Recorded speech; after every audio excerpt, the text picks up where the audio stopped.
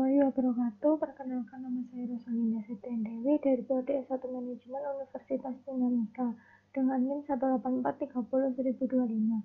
Di sini saya akan menjelaskan tentang studi kasus Abercrombie Sales Asli Push Up Triangle Bikini Top to Twins. Berikut 3 konteks yang akan dibahas. Yang pertama sejarah, yang kedua video, dan yang ketiga adalah case. Yang pertama, about our company. David T. Abercrombie.co dibuka pada tahun 1892 sebagai tempat bagi para pemburu untuk berbelanja di awal tahun 1900-an. Pengacara bernama Ezra Fitch membeli sebagian perusahaan pada tahun 1904 yang memicu perubahan nama dari perusahaan tersebut menjadi Abercrombie & Fitch. Setelah ini, kita akan menyimak video tentang Abercrombie.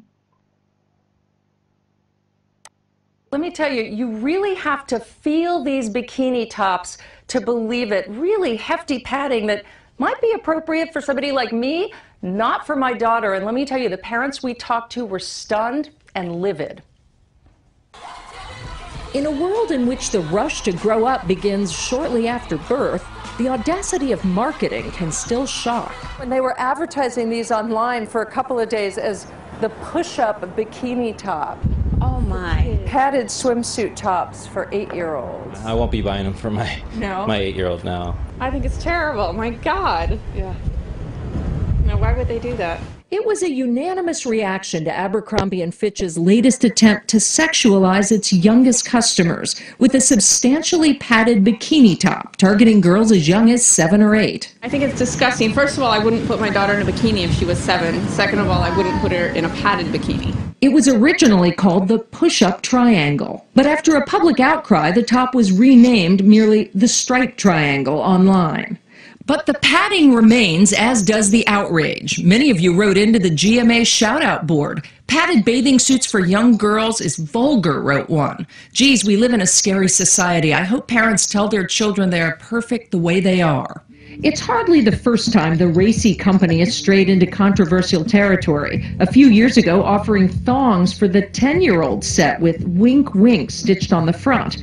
Or before that, those catalogs with semi-naked young people. They're just pushing them faster and faster and faster. Let them be kids. Let them be kids. Yeah, a lot of people have exactly. been saying that to us today. Right. What do you think of these bikini tops? Hard to believe in just a few years she'll be told by marketers that she could use some help with her figure, that she'll start to feel the pressure to look like this. Now, last year in Britain, a retailer tried to market padded bikini tops. There was such an uproar, George. Even the Prime Minister commented they were pulled from the shelves. Abercrombie has shown no signs so far, though, of wanting to pull these tops, and maybe in today's world, they view all of this as good marketing. Maybe so, Claire, maybe, but I wonder if they're getting flooded the way we are. I guess this story first aired on Weekend GMA Saturday, and since then, parents have been flooding our Facebook page with comments, almost all negative, and they're really outraged. We want you to weigh in on our Facebook page right now as well. Abercrombie & Fitch targets push-ups at tweens. Abercrombie & Fitch has a reputation for stretching the boundaries when marketing its clothes to young customers. It provoked anger among parents last week with its Ashley push-up triangle. Abercrombie, though, is not the only company to court controversy with the over-sexualized nature of its ads and products. The retailer eventually changed the name of the item in response to negative publicity. But with marketers targeting ever younger kids, it may represent only a small victory in the battle against the sexualization of children.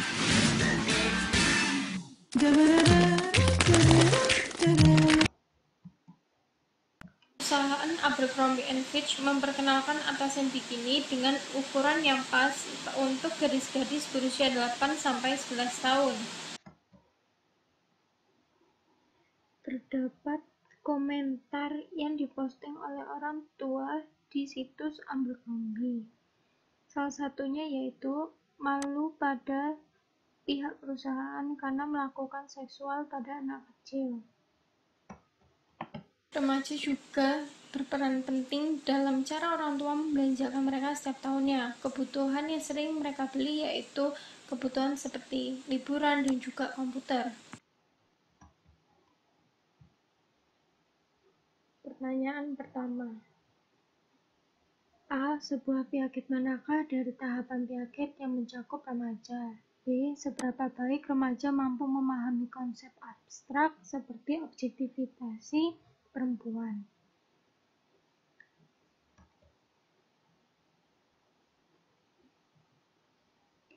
Tahap yang pertama yaitu tahap periode operasi formal. 12 hingga 15 tahun. Selama periode ini, struktur kognitif anak mencapai tingkat perkembangan terbesar mereka, dan anak menjadi mampu menerapkan logika ke semua kelas masalah.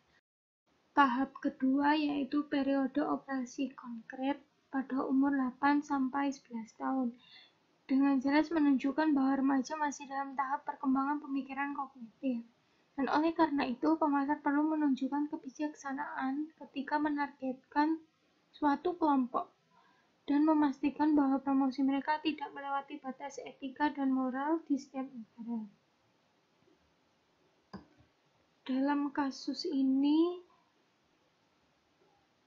Abercrombie memilih tahap yang kedua, yaitu periode operasi konkret.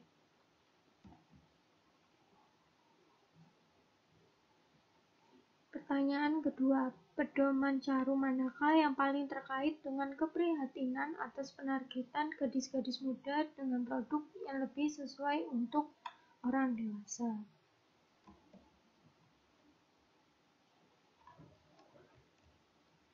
Badan Swaregulasi Utama Industri Periklanan di Amerika, National Advertising Division atau NAD dari Council of Better Business Bureaus memiliki satu kesatuan ulasan iklan khusus yang ditujukan untuk anak-anak. Pedoman Charu yang dipakai harus mengikuti aturan yang ada di negara Amerika. Pedoman Charu yang pertama yaitu yang terkait dengan Abercrombie berkaitan dengan proses informasi. Apakah sebuah iklan meninggalkan kesan yang menyesatkan harus ditentukan dengan menilai seberapa masuk akal anak-anak dalam audiens yang dituju akan menafsirkan suatu informasi pesan tersebut dengan mempertimbangkan tingkat pengalaman dan juga kedewasaan mereka. Pedoman Charu kedua yaitu terkait dengan penargetan Abercrombie terhadap gadis-gadis muda berkaitan dengan dampak pesan komersial pada nilai anak-anak. Pengiklanan didorong untuk memanfaatkan potensi iklan dalam melayani peran pendidikan dan juga mempengaruhi kualitas dan perilaku positif pada anak-anak.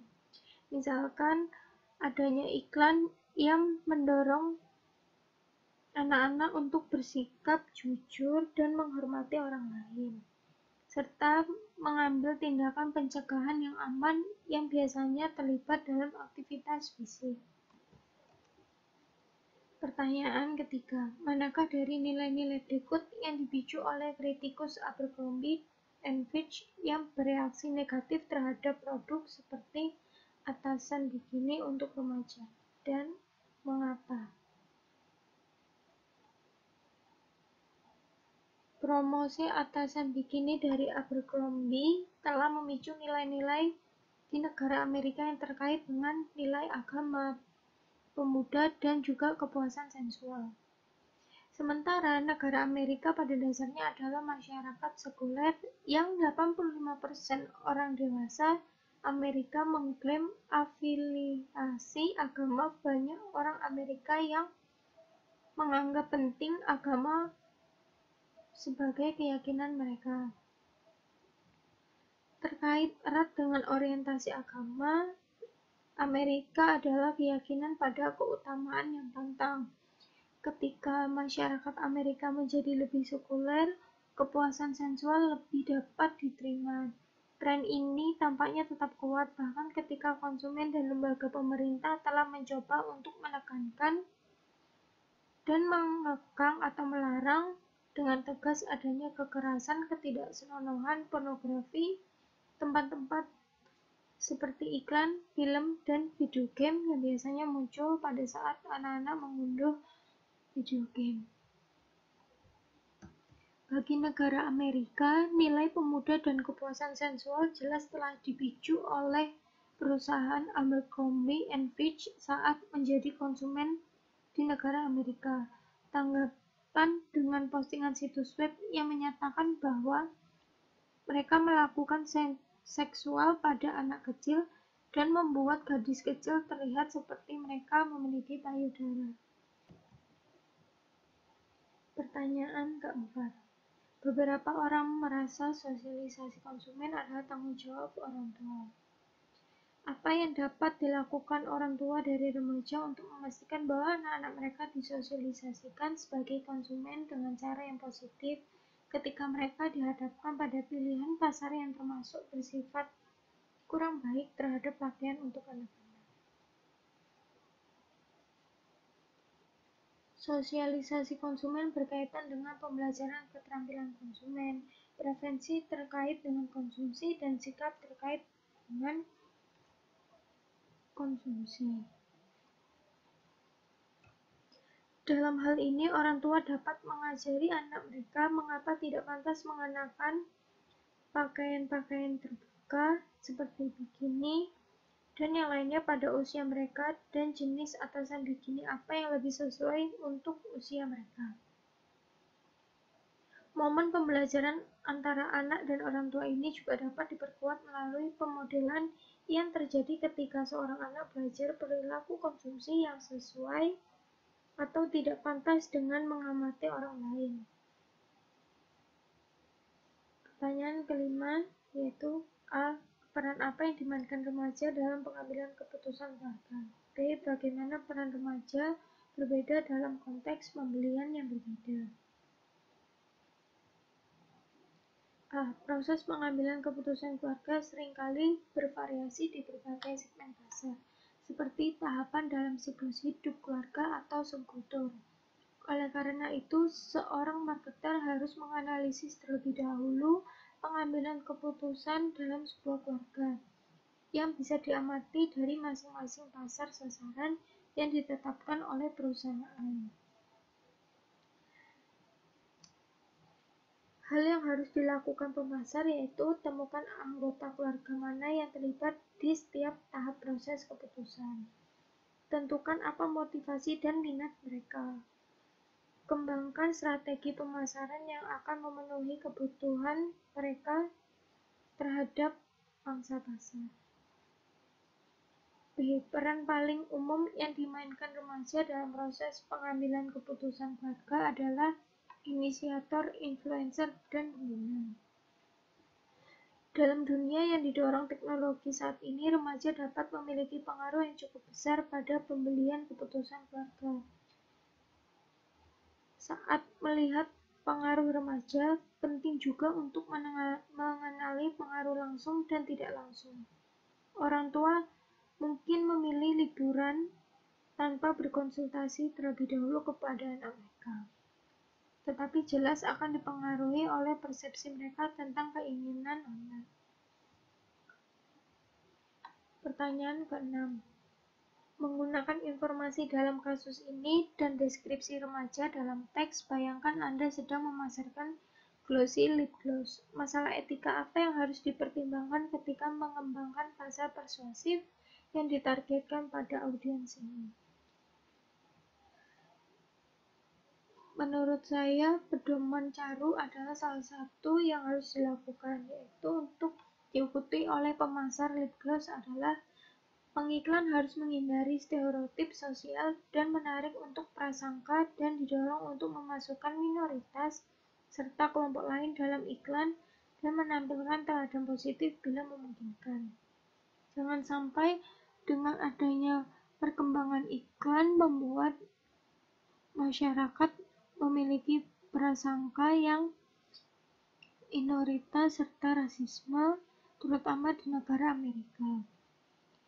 Pengiklan didorong untuk memanfaatkan potensi iklan untuk melayani peran pendidikan dan mempengaruhi kualitas perilaku pribadi yang positif terhadap anak-anak.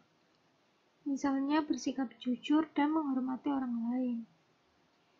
Pedoman cara lain untuk diikuti oleh pemasaran ini yaitu adanya perkembangan teknologi informasi serta banyaknya media promosi yang harus dilakukan oleh para pemasar.